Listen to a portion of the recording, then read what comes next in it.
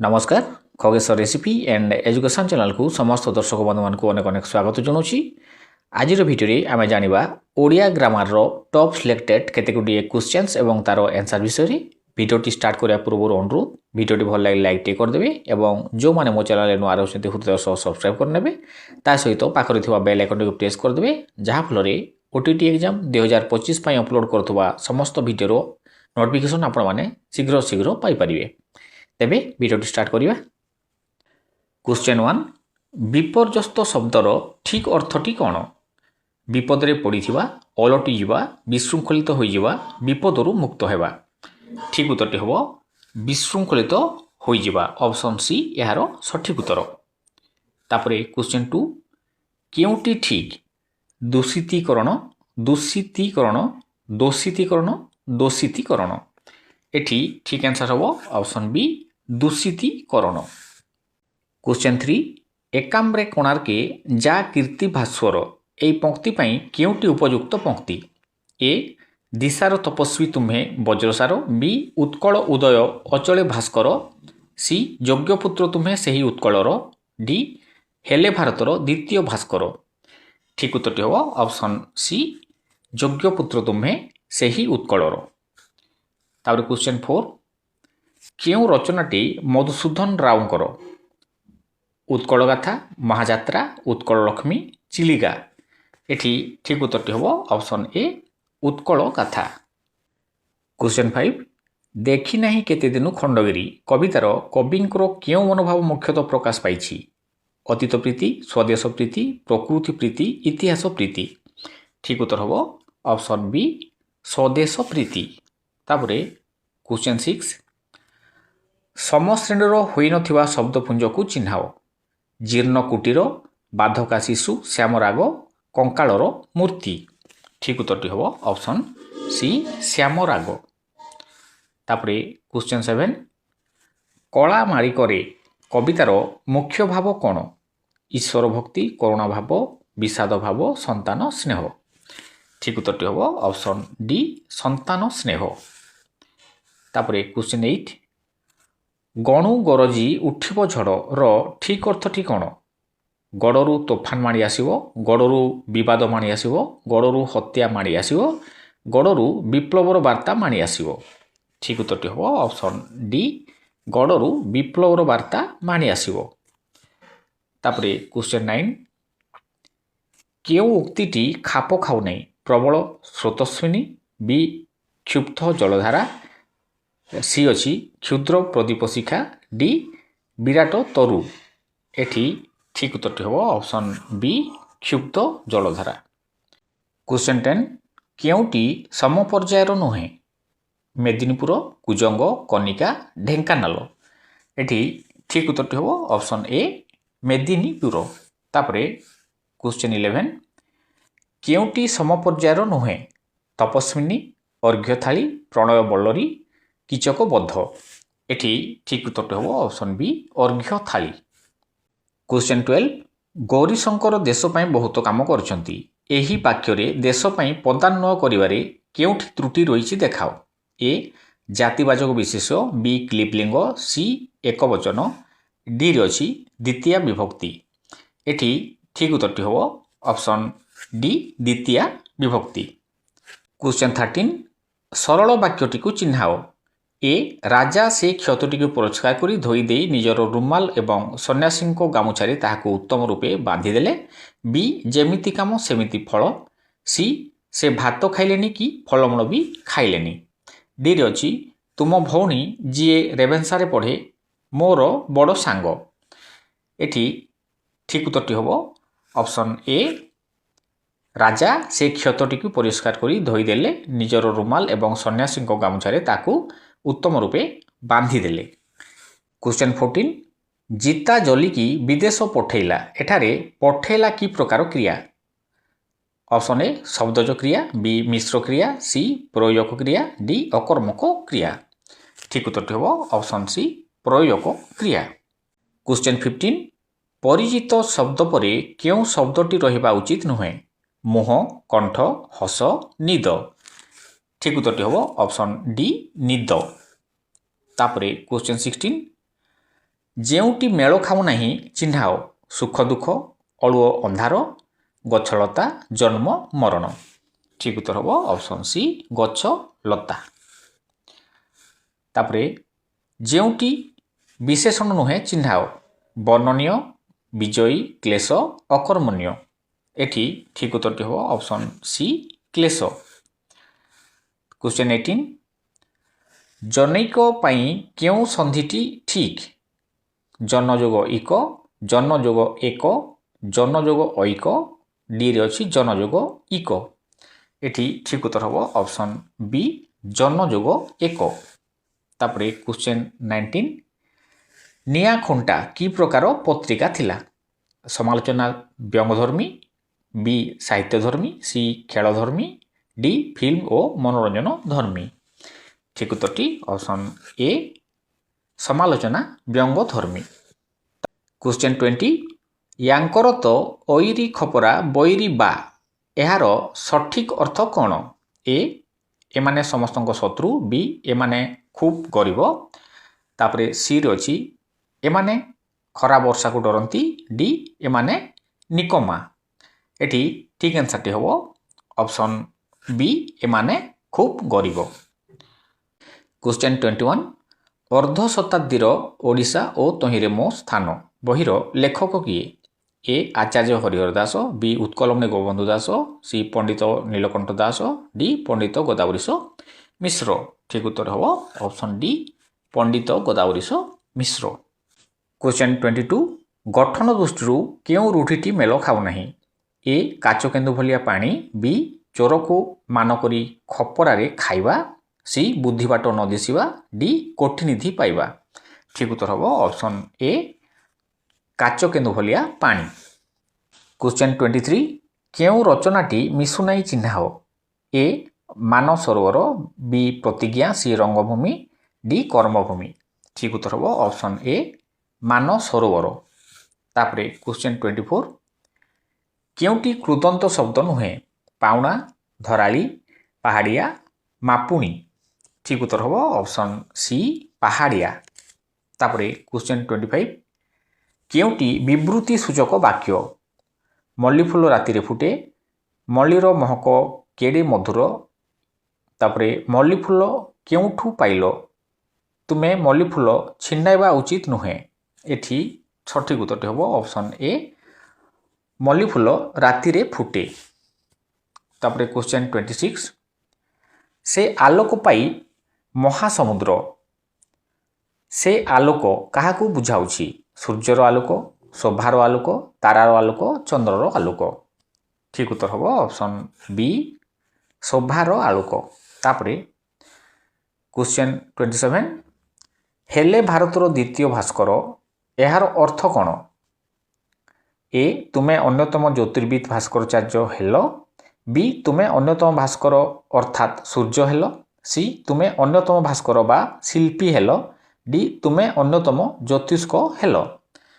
Right answer ହେବ option A ତୁମେ ଅନ୍ୟତମ ଜ୍ୟୋତିର୍ବିଦ ଭାସ୍କରାଚାର୍ଯ୍ୟ ହେଲ। କ୍ୱେଶ୍ଚନ୍ 28 ନିମ୍ନୋକ୍ତ ଶବ୍ଦଗୁଡ଼ିକ ମଧ୍ୟରୁ କେଉଁଟିର ଅର୍ଥ ଦ୍ୱିତୀୟ ଥର? ଏ ଭଲିକି ଭଲି ବି ଦୋଓଡ଼ା ସି ଜାତି ଜାତିକା ଡି ସ୍ୱର ସାର। ଠିକ୍ ଉତ୍ତରଟି ହେବ ଅପସନ୍ ବି ଦୋଓଡ଼ା। ତାପରେ କ୍ୱେଶ୍ଚନ୍ 29 କେଉଁ ଶବ୍ଦଟି କୃଦନ୍ତ ଶବ୍ଦ? ଧାରୁଆ ଦାଢ଼ୁଆ ପଢ଼ୁଆ ଗାତୁଆ। ଠିକ୍ ଉତ୍ତରଟି ହେବ ଅପସନ୍ ସି ପଢ଼ୁଆ। ତାପରେ କ୍ୱେଶ୍ଚନ୍ 30 ନାମ ଧାତୁ କ୍ରିୟାଟି ଚିହ୍ନାଅ ଶୁଣିବ ଶୁଣାଇବ କାନେଇବା ଶୁଣା ହେବ। ଏଠି ଠିକ୍ ଉତ୍ତରଟି ହେବ ଅପସନ୍ ବି ଶୁଣାଇବ। ତାପରେ କ୍ୱେଶ୍ଚନ୍ 31 ଅନ୍ଧମାନଙ୍କ ପାଇଁ ବ୍ୟବହୃତ ଲିଖନ ପ୍ରଣାଳୀକୁ ବ୍ରେଲି କୁହାଯାଏ। ଏହା କି ପ୍ରକାର ବାକ୍ୟ? ଜଟିଳ ସରଳ ଯୌଗିକ ବିସ୍ମୟ ସୂଚକ। ଠିକ୍ ଉତ୍ତରଟି ହେବ ଅପସନ୍ ବି ସରଳ। ତାପରେ କ୍ୱେଶ୍ଚନ୍ 32 ନିଶାଚର ମାତିବାର ଶୁଭୁଛି ଶ୍ରୁତି କି? ନିଶାଚର ଶବ୍ଦର ଠିକ୍ ଅର୍ଥଟି ଲେଖ। ଏ ରାତ୍ରିରେ ବୁଲୁଥିବା ପଶୁପକ୍ଷୀ ବି ନିଶାରେ ଅଭ୍ୟସ୍ତ ଲୋକ ସି ନିଶାରେ ଓ ରାତିରେ ଜଗୁଥିବା ଲୋକ ଡି ରାକ୍ଷସ। ঠিক উত্তরটি হব অপশন ডি রাক্ষস। তারপরে কোশ্চেন 33 ପରିଶ୍ରମ କବିତାଟି ଗଙ୍ଗାଧର ମେହେରଙ୍କ କେଉଁ ବହିରୁ ଅଣାଯାଇଛି? ଇନ୍ଦୁମତୀ, ଅର୍ଘ୍ୟଥାଳୀ, ତପସ୍ୱିନୀ, କୀଚକବଧ। ଠିକ୍ ଆନ୍ସର୍ ହେବ ଅପସନ୍ ବି ଅର୍ଘ୍ୟଥାଳୀ। ତାପରେ କୋଶ୍ଚେନ୍ 34 କହିବି କଥାଟି କବିତାରେ କବିଙ୍କର ଲକ୍ଷ୍ୟ କ'ଣ? ଓଡ଼ିଶାର ଇତିହାସ ବର୍ଣ୍ଣନା, ବି କେତୋଟି ସୁନ୍ଦର କାହାଣୀ ବର୍ଣ୍ଣନା, ସି ଓଡ଼ିଆ ପିଲାଙ୍କୁ ଜାତି ପ୍ରେମରେ ଉଦ୍ବୁଦ୍ଧ କରିବା, ଡି ଓଡ଼ିଶାର ରାଜା ଓ କବିମାନଙ୍କର କୃତି ବର୍ଣ୍ଣନା। ସଠିକ୍ ଉତ୍ତରଟି ହେବ ଅପସନ୍ ସି ଓଡ଼ିଆ ପିଲାଙ୍କୁ ଜାତି ପ୍ରେମରେ ଉଦ୍ବୁଦ୍ଧ କରିବା। ତାପରେ କୋଶ୍ଚେନ୍ 35 ନୁଖୁରା ମାଟି କହିଲେ କ'ଣ ବୁଝାଏ? ପଥୁରିଆ ମାଟି, ବର୍ଷା ହେଉନଥିବା ମାଟି, ଦୋରସା ମାଟି, ଡି ନିରସିଆ ଶସ୍ୟହୀନ ମାଟି। ଏଠି ଠିକ୍ ଉତ୍ତରଟି ହେବ ଅପସନ୍ ଡି ନିରସିଆ ଶସ୍ୟହୀନ ମାଟି। ତାପରେ କୋଶ୍ଚେନ୍ 36 କେଉଁ ବାକ୍ୟଟି ଠିକ୍ ନୁହେଁ? ଆଜି ବହୁତ ପିଲାମାନେ ବିଦ୍ୟାଳୟକୁ ଆସିନାହାନ୍ତି, ବି ଆଜି ବହୁତ ପିଲା ବିଦ୍ୟାଳୟକୁ ଆସିଛନ୍ତି, ସି ଆଜି ଅଳ୍ପ ପିଲା ବିଦ୍ୟାଳୟକୁ ଆସିଛନ୍ତି, ଡି ଆଜି ବହୁତ ପିଲା ବିଦ୍ୟାଳୟକୁ ଆସିନାହାନ୍ତି। ଠିକ୍ ଉତ୍ତର ହେବ ଅପସନ୍ ଏ ଆଜି ବହୁତ ପିଲା ବିଦ୍ୟାଳୟକୁ ଆସିନାହାନ୍ତି। ତାପରେ କୋଶ୍ଚେନ୍ 37 ଓଃ କି ବର୍ଷା ଏହା କି ପ୍ରକାର ବାକ୍ୟ? ବିବୃତ୍ତି ସୂଚକ, ପ୍ରଶ୍ନ ସୂଚକ, ବିସ୍ମୟ ସୂଚକ, ଆଦେଶ ସୂଚକ। ସଠିକ୍ ଉତ୍ତର ହେବ ଅପସନ୍ ସି ବିସ୍ମୟ ସୂଚକ। କୋଶ୍ଚେନ୍ 38 ଦୁର୍ବ୍ୟବହାର ସନ୍ଧି ବିଚ୍ଛେଦ କଲେ କ'ଣ ହେବ? ଦୁ ଯୋଗ ବ୍ୟବହାର, ଦୁର୍ବ୍ୟ ଯୋଗ ବହାର, ତାପରେ ଦୁର୍ବ୍ୟବ ଯୋଗ ହାର, ଡି ଦୁ ଯୋଗ ବ୍ୟବହାର। ଏଠି ଠିକ୍ ଉତ୍ତରଟି ହେବ ଅପସନ୍ ଏ ଦୁ ଯୋଗ ବ୍ୟବହାର।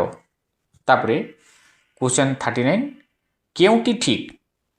ସର୍ବଜନୀନ, ବି ସାର୍ବଜନୀନ, ସି ସାର୍ବଜନୀନ, ଡି ସର୍ବଜନୀନ। ଠିକ୍ ଉତ୍ତରଟି ହେବ ଏଠି ଅପସନ୍ ବି ସାର୍ବଜନୀନ। ତାପରେ କୋଶ୍ଚେନ୍ 40 ସିଦ୍ଧାନ୍ତ ଦର୍ପଣ କେଉଁ ପ୍ରକାର ଗ୍ରନ୍ଥ? ବୈଜ୍ଞାନିକ ଗ୍ରନ୍ଥ, କାବ୍ୟ, ଉପନ୍ୟାସ, ନାଟକ। ଉତ୍ତର ହେବ ଅପସନ୍ ଏ ବୈଜ୍ଞାନିକ ଗ୍ରନ୍ଥ। କୋଶ୍ଚେନ୍ 41 କେଉଁ ବାକ୍ୟରେ ସର୍ବନାମ ପଦର ବ୍ୟବହାର ନାହିଁ? ପିଲାଟି ପ୍ରତିଦିନ ସଙ୍ଗୀତ ଶିକ୍ଷା କରେ, ବି ସେ ଆସନ୍ତା ବର୍ଷ କଲେଜରେ ପଢ଼ିବେ, ସି ତାଙ୍କର ଘର ବହୁତ ସୁନ୍ଦର, ଡି ତାର ଗୋଟିଏ ନୂଆ ସାଇକେଲ ଅଛି। ଏଠି ରାଇଟ୍ ଆନ୍ସର୍ଟି ହେବ ଅପସନ୍ ଏ ପିଲାଟି ପ୍ରତିଦିନ ସଙ୍ଗୀତ ଶିକ୍ଷା କରେ। ତାପରେ କୋଶ୍ଚେନ୍ 42 ନିରକ୍ଷର ଶବ୍ଦର ବିପରୀତ ଅର୍ଥ ବୁଝାଉଥିବା ଶବ୍ଦଟି କ'ଣ? ସ୍ୱାକ୍ଷର, ସ୍ୱାକ୍ଷର, ସାରକ୍ଷର, ଡି ଅକ୍ଷର। ଠିକ୍ ଉତ୍ତରଟି ହେବ ଅପସନ୍ ବି ସାକ୍ଷର। କୋଶ୍ଚେନ୍ 43 ତାହାରେ ଦେଖି ଅଳ ସରିବି ଉଠଇ ପ୍ରାଚୀ ଭାଗେ କୃଷକର କେଉଁ ଗୁଣକୁ ବୁଝାଉଛି? ଅଳସୁଆପଣ, କୃଷକପଣିଆ, କର୍ମଠତା, ନିଃସ୍ୱତା। ଠିକ୍ ଉତ୍ତର ହେବ ଅପସନ୍ ସି କର୍ମଠତା। ତାପରେ କୋଶ୍ଚେନ୍ 44 ପାଠୁଆ ଏଥିରେ ଥିବା ପ୍ରତ୍ୟୟଟି ହେଲା ଠୁଆ, ଉଆ, ଇଆ, ଆ। ଠିକ୍ ଉତ୍ତରଟି ହେବ ଅପସନ୍ ବି ଉଆ। କୋଶ୍ଚେନ୍ 45 ବନ୍ଧୁ ଯେତେବେଳେ ଘରକୁ ଆସନ୍ତି ସେତେବେଳେ ଆମେ ଭାରି ଖୁସି ହେଉ, ଏହା କି ପ୍ରକାର ବାକ୍ୟ? ସରଳ, ଯୌଗିକ, ଜଟିଳ, ଆଦ୍ୟ ବାକ୍ୟ ନୁହେଁ। ଠିକ୍ ଉତ୍ତରଟି ହେବ ଅପସନ୍ ସି ଜଟିଳ। ତାପରେ କୋଶ୍ଚେନ୍ 46 ନିମ୍ନୋକ୍ତ ମଧ୍ୟରୁ କେଉଁଟି ଠିକ୍? ଚିନ୍ ଯୋଗ ମୟ, ଚିତ୍ ଯୋଗ ଅମୟ, ଚିତ୍ ଯୋଗ ମୟ, ଚିତ୍ତା ଯୋଗ ମୟ। ଠିକ୍ ଉତ୍ତର ହେବ ଅପସନ୍ ସି ଚିତ୍ ଯୋଗ ମୟ। ତାପରେ କୋଶ୍ଚେନ୍ 47 ମୋତେ ଯେତେ ମାଠିବୁ ମାଠ ଏହି ବାକ୍ୟରେ ମାଠ କି ପଦ? ବିଶେଷ୍ୟ, ବିଶେଷଣ, ସର୍ବନାମ, କ୍ରିୟା। ଠିକ୍ ଉତ୍ତର ହେବ ଅପସନ୍ ଡି କ୍ରିୟା। ତାପରେ କୋଶ୍ଚେନ୍ 48 କାଲିର ସ୍ୱାଦ ପାଇଛି ଡ୍ୟାସ୍ ନିମ୍ନୋକ୍ତ ବାକ୍ୟାଂଶ ଗୁଡ଼ିକରୁ ଉପଯୁକ୍ତଟି ବାଛି ଶୂନ୍ୟସ୍ଥାନ ପୂରଣ କର। ଏ ନା ସକାଳୁ ସକାଳୁ ଧାଇଁଛି, ନା ତରବର ହୋଇ ଧାଇଁଛି, ନା ସକାଳୁ ପହରୁ ଧାଇଁଛି ନା ସକାଳୁ ଉଠି ଧାଇଁଛି। ଏଠି ଠିକ୍ ଉତ୍ତରଟି ହେବ ଅପସନ୍ ଡି ନା ସକାଳୁ ଉଠି ଧାଇଁଛି। ତାପରେ କ୍ୱେଶ୍ଚନ୍ 49 କେଉଁ ସନ୍ଧିଟି ଠିକ୍? ସ୍ୱ ଯୋଗ ଇଚ୍ଛା, ବି ସ୍ୱେ ଯୋଗ ଇଚ୍ଛା, ସି ସ୍ୱ ଯୋଗ ଆଚ୍ଛା, ଡି ସ୍ୱେ ଯୋଗ ଇଚ୍ଛା। ଠିକ୍ ଉତ୍ତର ହେବ ଅପସନ୍ ଏ ସ୍ୱ ଯୋଗ ଇଚ୍ଛା। ତାପରେ କ୍ୱେଶ୍ଚନ୍ 50 ଛେତୁଆଳ କି ପଦ? ସନ୍ଧିପଦ, ତୀର୍ଧତ ପଦ, କୃଦନ୍ତ ପଦ, ମୌଳିକ। ଠିକ୍ ଉତ୍ତରଟି ହେବ ଅପସନ୍ ସି କୃଦନ୍ତ ପଦ।